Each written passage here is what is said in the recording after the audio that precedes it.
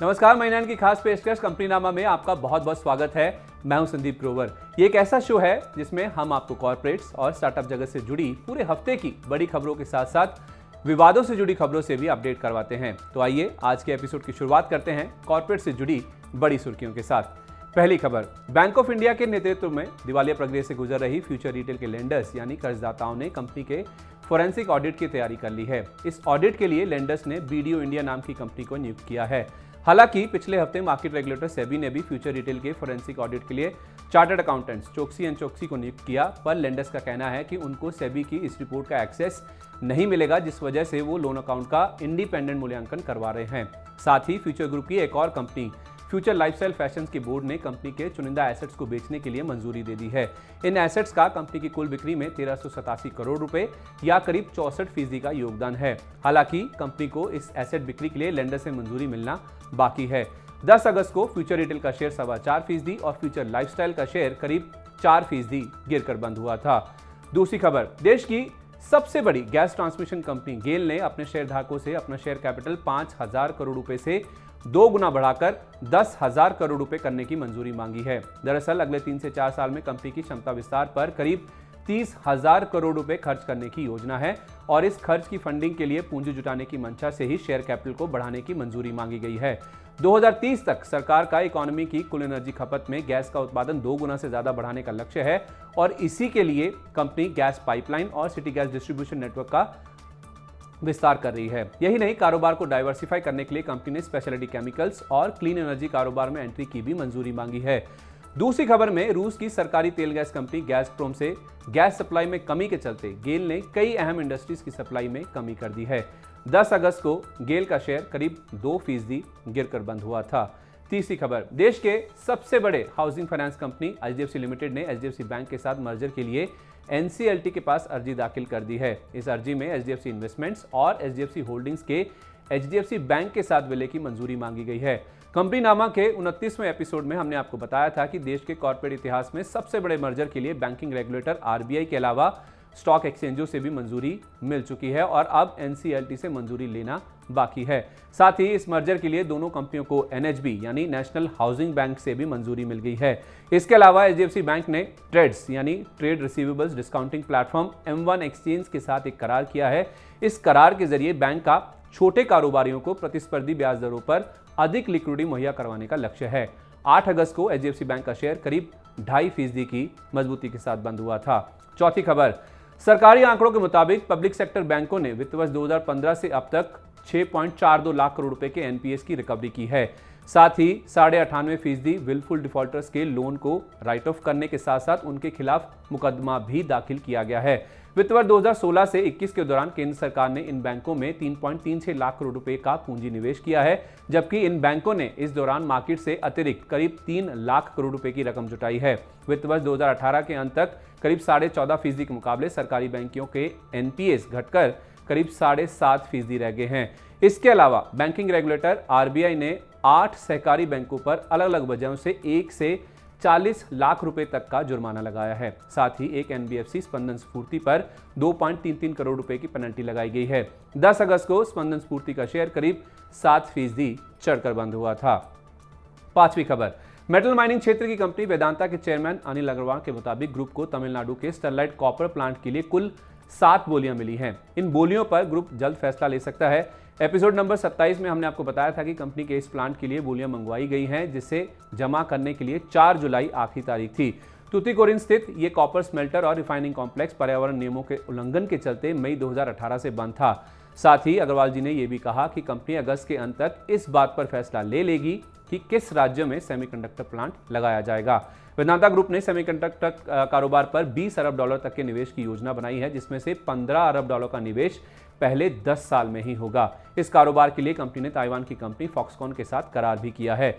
8 अगस्त को वेदांता का शेयर करीब 1.5% की मजबूती के साथ बंद हुआ था। छठी खबर, देश की सबसे वैल्यूएबल कंपनी आरआईएल को लेकर इस हफ्ते कुल 4 खबरें आई हैं। पहली खबर यह है कि जियो ने लाइव गेम स्ट्रीमिंग में एंट्री ले ली है। जियो गेम्स ऐप में जियो गेम्स वॉच नाम के नए फीचर के जरिए इसकी शुरुआत की गई है, जो set top boxes, Android devices और एप्पल आईफोन्स पर अवेलेबल होगा। साथ ही दूसरी खबर में जियो ने 5G रोल आउट से पहले टॉप 1000 शहरों में 5G कवरेज की प्लानिंग पूरी कर ली है। तीसरी खबर यह है कि 29 अगस्त को आरएल की 45वीं एजीएम होगी, जिसमें माना जा रहा है कि न्यू एनर्जी और 5G पर ज्यादा फोकस रह सकता है। साथ ही टेलीकॉम और रिटेल वर्टिकल के आईपीओ को लेकर भी इस एजीएम में घोषणाएं होने की उम्मीद लगाई जा रही है।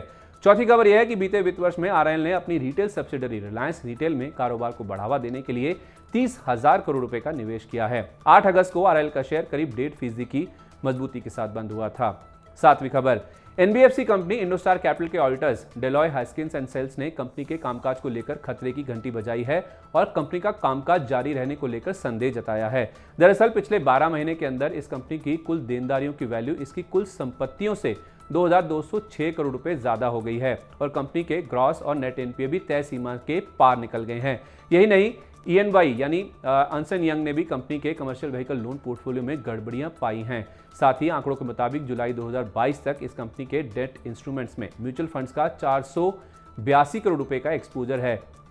5 डेट म्यूचुअल फंड्स के पोर्टफोलियो का इस कंपनी में 2% से ज्यादा का एक्सपोजर है, जिसे डिफॉल्ट की स्थिति में राइट ऑफ करने से जुड़ी चिंताएं बढ़ने लगी हैं। 8 अगस्त को इंडोस्टार कैपिटल का शेयर करीब 5% गिरकर बंद हुआ था। 8वीं खबर की ओर बढ़ते हैं। टाटा मोटर्स ने इस हफ्ते फोर्ड इंडिया के गुजरात के सानंद में स्थित मैन्युफैक्चरिंग प्लांट को 726 करोड़ रुपए में खरीदने की घोषणा की है। टाटा मोटर्स की EV subsidiary Tata passenger electric mobility limited यानी टीपीईएमएल के जरिए यह सौदा किया गया है। इस डील के तहत टाटा मोटर्स को सानंद में land and building, vehicle manufacturing plant, machinery, equipment और फोर्ड के कर्मचारी भी मिलेंगे। मई में इस डील को लेकर करार किया गया था, जिसके बारे में हमने आपको एपिसोड नंबर 24 में जानकारी भी दी थी। इस डील से टाटा मोटर्स को क्षमता विस्तार के साथ साथ ईवी सेक्टर में अपनी पकड़ मजबूत करने में मदद मिलेगी।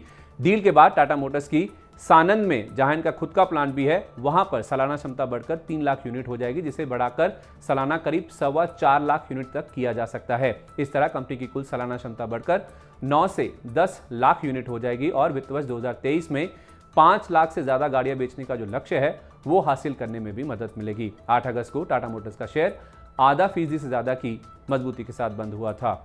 9वीं खबर की ओर बढ़ते हैं। देश की तीसरी सबसे बड़ी टेलीकॉम कंपनी वोडाफोन आइडिया ने बयान जारी किया है कि टेलीकॉम इंडस्ट्री को रेगुलर इंटरवल्स यानी नियमित अंतराल पर मोबाइल के टैरिफ में बढ़ोतरी करनी होगी। ऐसा इसलिए क्योंकि भारत में मोबाइल टैरिफ काफी कम है। यही नहीं, रीजनेबल रिटर्न जनरेट करने और फ्यूचर के लिए निवेश के लिए भी इंडस्ट्री को पैसे की जरूरत होगी। वोडाफोन आइडिया के मुताबिक मार्जिन बढ़ाने और लिक्विडिटी में सुधार के लिए कंपनी 2022 के अंत से पहले टैरिफ में बढ़ोतरी कर सकती है। साथ ही कंपनी का आरपू यानी प्रति यूजर औसत आय ऐतिहासिक स्तर से काफी नीचे है। दूसरी खबर में भारतीय एयरटेल के एमडी गोपाल विट्ठल के मुताबिक कंपनी इसी महीने 5G सेवाएं रोल आउट कर देगी और मार्च 2024 तक पूरे देश में विस्तार कर दिया जाएगा। 8 अगस्त को वोडाफोन आइडिया का शेयर 0.5% से ज्यादा गिरकर और 10 अगस्त को एयरटेल का शेयर करीब 1.5% चढ़कर बंद हुआ था। 10वीं खबर, बिग बुल राकेश झुनझुनवाला के मालिकाना अधिकार वाली और देश की एक और एयरलाइन आकाशा एयर को आखिरकार पंख लग ही गए हैं। जी हां, आकाशा एयर ने रविवार 7 अगस्त को अपनी पहली उड़ान मुंबई से अहमदाबाद के बीच में भरी। इस उड़ान के साथ आकाशा एयर के कमर्शियल ऑपरेशन की शुरुआत हो गई है। फिलहाल कंपनी ने 5 शहरों को 5 रूट्स के जरिए जोड़ने की घोषणा की है। इन 5 शहरों में मुंबई, अहमदाबाद, कोची, बेंगलुरु और चेन्नई शामिल हैं। कंपनी की धीरे धीरे अपने नेटवर्क में नए शहरों और रूट्स को जोड़ने की योजना है। हर महीने 2 737 मैक्स विमानों को जोड़ने की योजना के तहत मार्च 2023 के अंत तक कुल विमान संख्या 18 हो जाएगी। इसके अगले 4 सालों में 54 नए विमान जोड़े जाएंगे, जिससे कुल विमान संख्या बढ़कर 72 पर पहुंच जाएगी। आकाशा एयर के लॉन्च के बाद 8 अगस्त को स्पाइसजेट का शेयर करीब 4% गिरकर बंद हुआ था। अगली खबर, देश का सबसे बड़ा बैंक एसबीआई अपने खर्चे कम करने के लिए मानव संसाधन यानी एचआर संबंधित मुद्दों के लिए एक अलग कंपनी शुरू करने जा रहा है। एसबीआई की ऑपरेशन और सपोर्ट सब्सिडरी को हाल में ही आरबीआई से सैद्धांतिक मंजूरी मिल गई है। शुरुआत में ये कंपनी ग्रामीण और सेमी अर्बन इलाकों में बैंक ब्रांचेस में कर्मचारियों का प्रबंधन करेगी। State bank operation support services जिन कर्मचारियों की नियुक्ति करेगी वो सभी अनुबंध के आधार पर होंगी। अनुबंध के आधार पर नियुक्त होने वाले कर्मचारियों को वो सभी लाभ नहीं मिलेंगे जो बैंक के कर्मचारियों को मिलते हैं। बैंक इस कदम के जरिए अपना कॉस्ट टू इनकम रेशियो कम करना चाहता है, जो अभी इंडस्ट्री स्टैंडर्ड के मुताबिक बहुत ऊंचा है। वित्त वर्ष 2023 की पहली तिमाही में बैंक के कुल ऑपरेशन खर्च में सैलरी का हिस्सा करीब 46% और रिटायरल बेनिफिट्स एंड प्रोविजन का हिस्सा करीब 12.5% के आसपास था। 8 अगस्त को एसबीआई का शेयर 2% से ज्यादा गिरकर बंद हुआ था। तो ये थी इस हफ्ते की कॉर्पोरेट जगत से जुड़ी बड़ी सुर्खियां। लेकिन अब रुक करते हैं हमारे खास सेगमेंट ऑन द रडार का। इस खास सेगमेंट में हम ऐसी खबरों पर फोकस करेंगे जिनमें कोई ना कोई कंट्रोवर्सी या विवाद जुड़ा हुआ है। ये खबरें इसलिए इंपॉर्टेंट है क्योंकि इन खबरों का शेयरों की कीमतों पर सीधा असर होता है, जिससे आपका फायदा या नुकसान दोनों जुड़े हुए हैं। आइए शुरुआत करते हैं पहली खबर से। स्पाइसजेट के लिए बुरी खबरों का दौर खत्म होने का नाम नहीं ले रहा है। दरअसल IDFC, Indian bank, yes bank ने स्पाइसजेट के लोन को हाई रिस्क कैटेगरी में डाल दिया है। कंपनी अपने लेसर्स को भुगतान करने में पीछे है, जिस वजह से बैंक इस कंपनी को लेकर चिंतित हैं और इस कंपनी से अपने लोन को लेकर आश्वासन मांग रहे हैं। हाल में डीजीसीए ने 8 हफ्तों के लिए कंपनी को उड़ानों की जो संख्या है उसे आधा करने का आदेश दिया था। दूसरी खबर में डीजीसीए ने दुबई बेस्ड लेसर की अर्जी के चलते कंपनी के 3 विमानों को डिरजिस्टर कर दिया है। साथ ही central board of indirect taxes and customs यानी सीबीआईसी के मुताबिक सभी एयरलाइंस को अपने सभी अंतरराष्ट्रीय पैसेंजर्स की जानकारी national customs targeting centre passenger यानी एनसीटीसीपी को डिपार्चर से 24 घंटे पहले देनी होगी। 8 अगस्त को स्पाइसजेट का शेयर करीब 4% गिरकर बंद हुआ था। दूसरी खबर, दिवालिया प्रक्रिया से गुजर रही श्रेय इंफ्रा के लेंडर्स कंपनी के लोन को एआरसीज यानी नेशनल एसेट रिकंस्ट्रक्शन कंपनी जैसी एसेट रिकंस्ट्रक्शन कंपनियों को बेचने पर विचार कर रहे हैं। इससे पहले कंपनी के लेंडर्स ने रेजोल्यूशन प्लान जमा करने की आखिरी तारीख 10 दिन बढ़ाकर 10 अगस्त करने की मंजूरी दी थी। कंपनी के 3 संभावित बिडर्स की ओर से समय सीमा में विस्तार की मंजूरी मांगने के बाद यह फैसला लिया गया था। 8 अगस्त को श्रेय इंफ्रा का शेयर करीब 3.5% गिरकर बंद हुआ था। तो ये थी इस हफ्ते की कॉर्पोरेट जगत से जुड़ी बड़ी सुर्खियां। आइए अब बात करते हैं स्टार्टअप जगत की स्टार्टअप अपडेट में और पहली खबर का रुख कर लेते हैं। जापान की multinational investment management company SoftBank के सीईओ के मुताबिक जिन यूनिकॉर्न स्टार्टअप्स के फाउंडर्स कम वैल्यूएशन को या वैल्यूएशन कट को स्वीकार करने के लिए तैयार नहीं हैं, उनको पूंजी जुटाने के लिए लंबा इंतजार करना होगा। $1 अरब या ज्यादा वैल्यूएशन वाले स्टार्टअप्स को यूनिकॉर्न माना जाता है। दरअसल जून तिमाही में सॉफ्टबैंक के विजन फंड को $17 अरब का रिकॉर्ड घाटा हुआ है। कंपनी के सीईओ के मुताबिक सॉफ्टबैंक को अपने खर्चे कम करने होंगे और नए निवेश करने में और अनुशासित होना होगा। पिछले साल की समान अवधि में $20 अरब के मुकाबले वित्त वर्ष 2023 की पहली तिमाही में कंपनी ने केवल $60 करोड़ का ही निवेश किया है। दूसरी खबर, फिनटेक स्टार्टअप्स ने जुलाई तक यानी 2022 के पहले 7 महीनों में $3.43 अरब की रकम जुटाई है। फिनटेक फोकस एंजल प्लेटफॉर्म कनेक्सडोर की एक रिपोर्ट के मुताबिक जनवरी से जुलाई के दौरान फिनटेक स्टार्टअप्स की 191 डील्स हुई हैं। पिछले साल यानी 2021 की समान अवधि के मुकाबले कुल डील संख्या में 28% की बढ़ोतरी हुई है। डील संख्या 149 से बढ़कर 191 हो गई है, पर डील वैल्यू यानी फंडिंग राशि में केवल 2.25% के आसपास की ही बढ़ोतरी हुई है। फंडिंग राशि $3.34 अरब से बढ़कर $3.43 अरब पर हुई है। इन 191 डील्स में से 96 यानी 50% डील्स अर्ली स्टेज सेगमेंट में थी। कुल 191 में से बेंगलुरु में सबसे अधिक 184 डील्स, दिल्ली एनसीआर में 35 और मुंबई में 34 डील्स हुई हैं। तीसरी खबर की ओर बढ़ते हैं। शेयर बाजार में लिस्टेड और देश की लीडिंग ब्यूटी, फैशन और लाइफस्टाइल रिटेलर नायका के बोर्ड ने social commerce startup little black book यानी LBB को खरीदने के प्रस्ताव को मंजूरी दे दी है। LBB का फैशन, होम और ब्यूटी कैटेगरीज पर फोकस है, जो नायका के कारोबार से मेलजोल खाता है।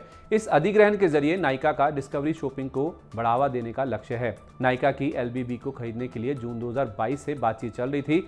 दोनों कंपनियों ने डील की रकम का खुलासा तो नहीं किया है, पर माना जा रहा है कि ये डील दोनों की सहमति वाले वैल्यूएशन पर हुई है। 8 अगस्त को नायका का शेयर 1/4% चढ़कर बंद हुआ था। चौथी खबर, ऑनलाइन वेल्थ मैनेजमेंट प्लेटफॉर्म स्क्रिप्टबॉक्स ने पुणे के wealth advisory platform wealth managers में स्ट्रेटेजिक निवेश किया है। इस स्ट्रेटेजिक निवेश के जरिए स्क्रिप्टबॉक्स की मौजूदगी बढ़ेगी, ग्राहक संख्या में इजाफा होगा और ग्राहकों को डिजिटल सॉल्यूशंस देने में मदद मिलेगी। पिछले 6 महीने में स्क्रिप्टबॉक्स ने अपनी ग्राहक संख्या बढ़ाने, टीम को मजबूत करने, फाइनेंशियल एडवाइजर्स के नेटवर्क को बढ़ाने के लिए कई तरह के करार किए हैं। वेल्थ मैनेजर्स के साथ हाल के करार समेत पिछले 2 साल में स्क्रिप्टबॉक्स ने इंडिपेंडेंट वेल्थ एडवाइजरी फर्म्स के साथ 10 अधिग्रहण और करार से जुड़ी डील्स की हैं। पांचवी खबर, रॉनी स्क्रूवाला की ओर से स्थापित एडटेक यूनिकॉर्न स्टार्टअप अपग्रेड ने ताजा फंडिंग राउंड में $22.5 करोड़ की रकम जुटाई है। इस फंडिंग राउंड के बाद अपग्रेड का वैल्यूएशन बढ़कर $2.25 अरब हो गया है, जो पहले के मुकाबले 2 गुना ज्यादा है। इस फंडिंग राउंड में बिलियनियर जेम्स मुर्डॉक की लूपा सिस्टम्स और यूएस की testing and assessment provider educational testing service यानी ETS ने हिस्सा लिया। इसके अलावा आसनल मित्तल के लक्ष्मी मित्तल और एयरटेल के सुनील भारती मित्तल के फैमिली ऑफिसेस ने भी इस राउंड में भाग लिया है। ये डील इसलिए महत्वपूर्ण है क्योंकि एक तरफ जहां भारत के एयरटेक्स बंद हो रहे हैं, कर्मचारियों को निकाल रहे हैं और क्षमता विस्तार खर्च में कमी कर रहे हैं, वही अपग्रेड ने अपने वैल्यूएशन को इस दौरान 2 गुना कर लिया है। छठी खबर, सिक्वोया कैपिटल की ओर से समर्थित एडटेक स्टार्टअप स्केलर की अगले 3 महीने में 3 ऑफलाइन कैंपस खोलने की योजना है। ये 3 कैंपस दिल्ली, पुणे और चेन्नई में खोले जाएंगे। अभी तक स्केलर ने बेंगलुरु में इस तरह के 2 कैंपस खोले हैं, जिसमें करीब 100 छात्रों के बैठने की क्षमता है। गौरतलब बात यह है कि कैंपस कोविड के दौरान शुरू हुए ऑनलाइन एजुकेशन के ट्रेंड के विपरीत हैं और स्केलर की ये योजना उस समय सामने आई है जब ऑनलाइन एजुकेशन क्षेत्र में कंपटीशन बढ़ रहा है और ऑफलाइन डिग्री व ट्रेडिशनल लर्निंग को आउटडेटेड माना जा रहा है। 7वीं खबर, वेल्थ मैनेजमेंट प्लेटफॉर्म डिजर्व ने सीरीज ए फंडिंग राउंड के जरिए $2.1 करोड़ की रकम जुटाई है। इस फंडिंग राउंड का नेतृत्व एक्सेल ने किया और matrix partners, India and elevation capital जैसे मौजूदा निवेशकों ने भी इस राउंड में हिस्सा लिया है।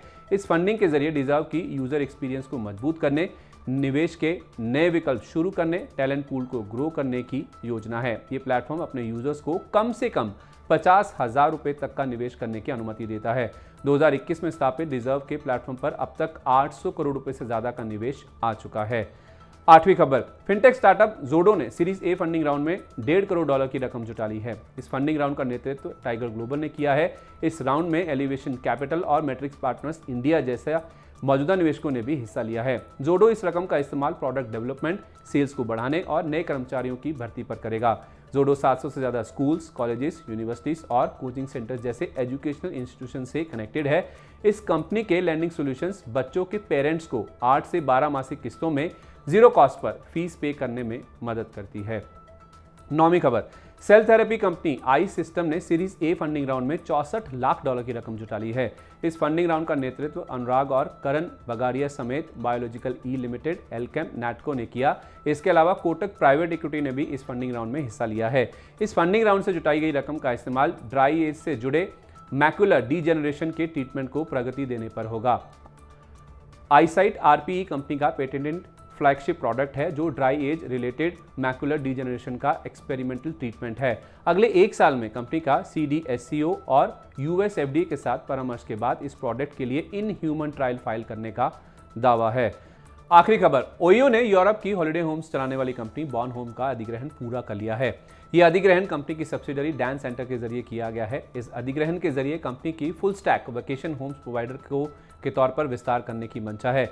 डेनमार्क के बॉर्नहोम आइलैंड की इस कंपनी के पास 700 से ज़्यादा हॉलिडे होम्स हैं और इस खरीद से ओयो को 2022 में 2.5 लाख से ज़्यादा गेस्ट नाइट्स क्लॉक करने की उम्मीद है। हाल में ओयो ने यूरोप की एक और कंपनी डायरेक्ट बुकर का भी अधिग्रहण पूरा किया था, जिसके पास 3200 से ज़्यादा हॉलिडे होम्स हैं। चलिए, तो ये था इस हफ्ते का कॉर्पोरेट और स्टार्टअप जगत का पूरा हाल। उम्मीद है आपको कंपनीनामा का आज का एपिसोड पसंद आया होगा। आपको हमारा आज का ये शो कैसा लगा? अपना फीडबैक हमें कमेंट बॉक्स में जरूर शेयर करें, जैसे आप लगातार करते रहे हैं, और हो सके तो अपनी राय भी हमारे साथ शेयर कीजिए ताकि हम इस शो को और बेहतर बना सकें। तो वक्त हो गया आपसे विदा लेने का। अगले हफ्ते आपसे फिर मुलाकात होगी नई खबरों के साथ। तब तक आप देखते रहिए मनी 9। नमस्कार।